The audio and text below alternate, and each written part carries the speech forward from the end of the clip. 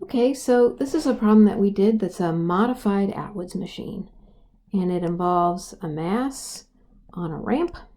The ramp is fixed, and here we have a mass M1, and it's attached to a mass M2 by a physics rope over a physics pulley.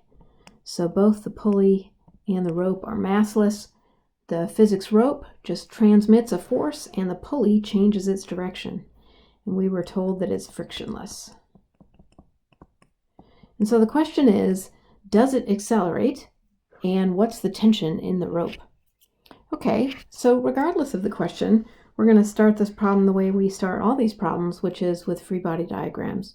There are two objects this time, so we're going to pick object 1 and object 2 and draw separate diagrams for them. Now they're going to have forces in common, but to start with, let's draw all the forces as unique forces.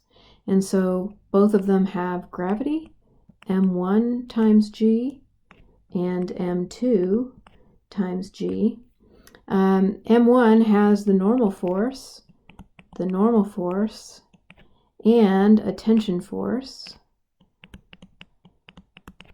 And M2 also has a tension force. There we go. And that's it. That's pretty much it. So, okay, let's think about this now. Physics ropes transmit forces, and so the force that the rope exerts on M1 is the same as the force that M1 exerts on the rope. The force that the rope exerts on M2 is the same as the force that M2 exerts on the rope. That's Newton's third law. And by how these ropes work, the force that the rope exerts on M1 must be equal to the force that the rope exerts on M2. So in other words, these forces have to be the same. And so this is force, let's just call it the force of tension. The force of tension. Force of tension. Now there's also an acceleration in this problem, two accelerations in fact. So there's an acceleration that goes this way, say. Now we don't know this for sure, but let's just pick a direction and then we'll find out.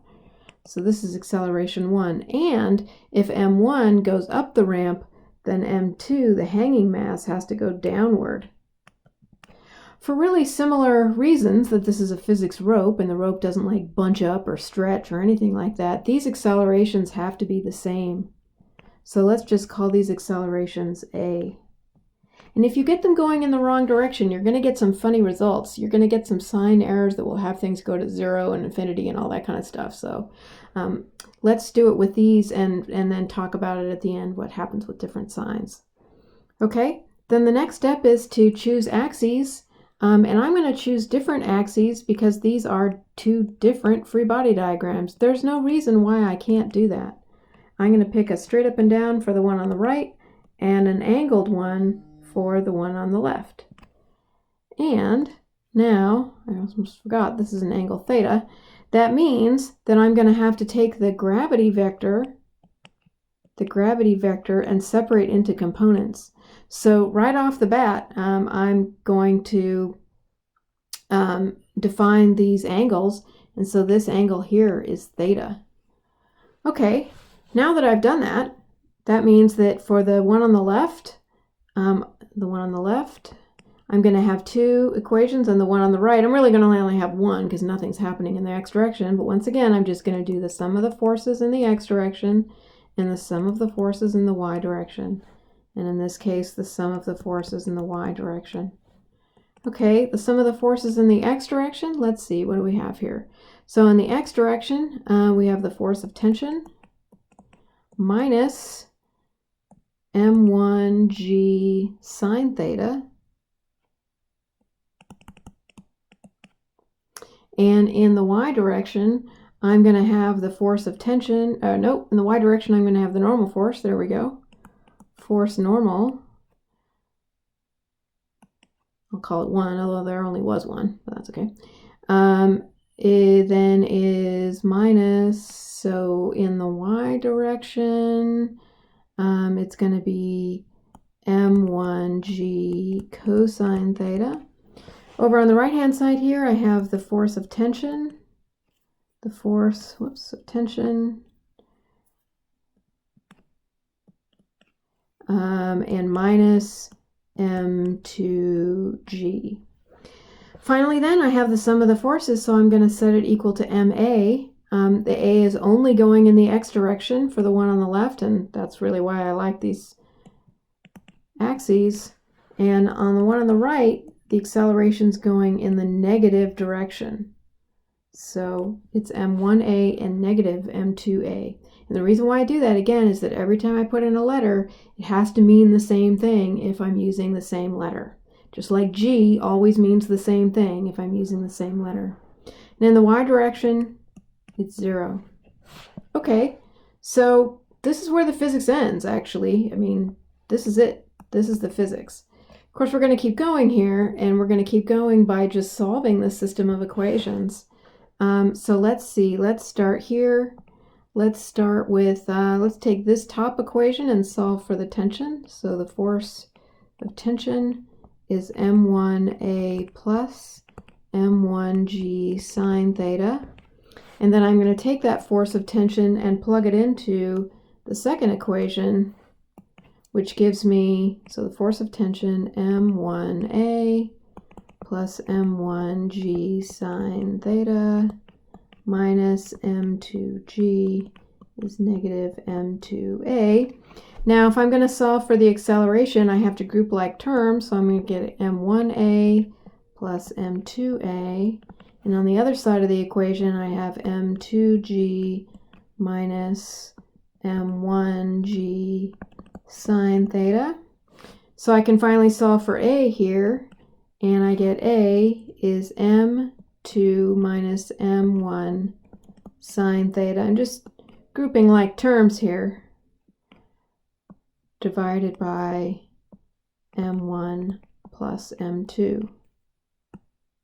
Okay, so it's worth thinking about this for a minute. First of all, that the acceleration is proportional to g.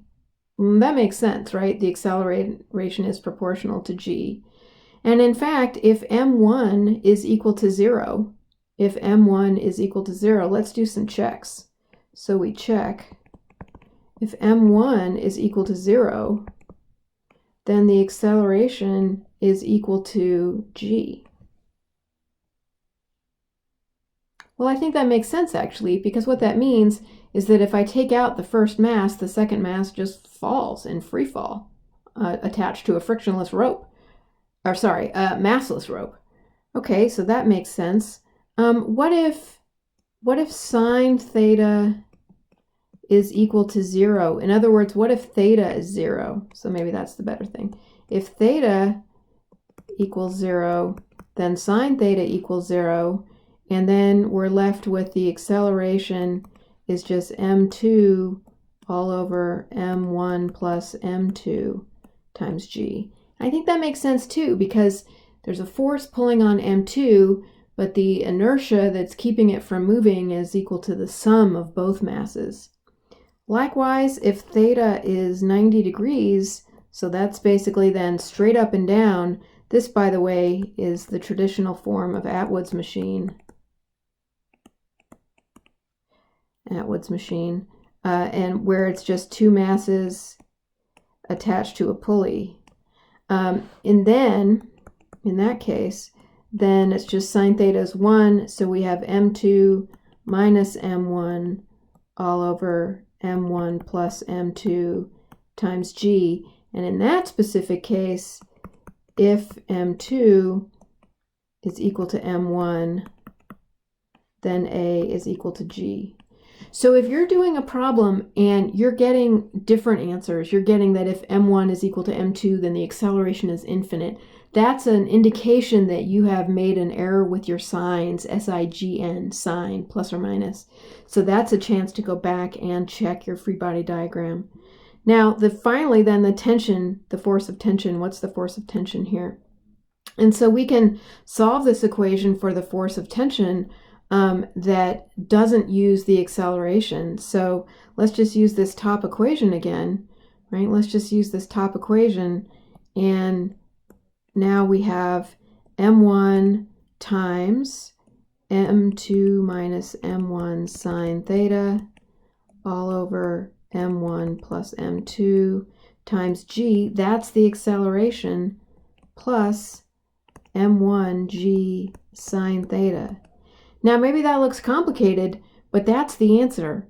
And you'll get different numbers for this depending upon what theta and m1 and m2 are. Okay, I think I'll stop there. Okay, I'm back. I lied.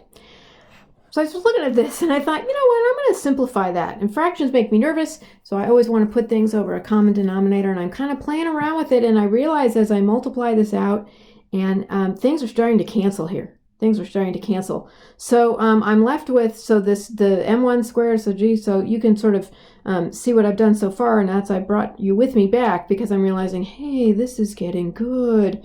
So then I'm left with an m1, m2, 1 plus g sine theta.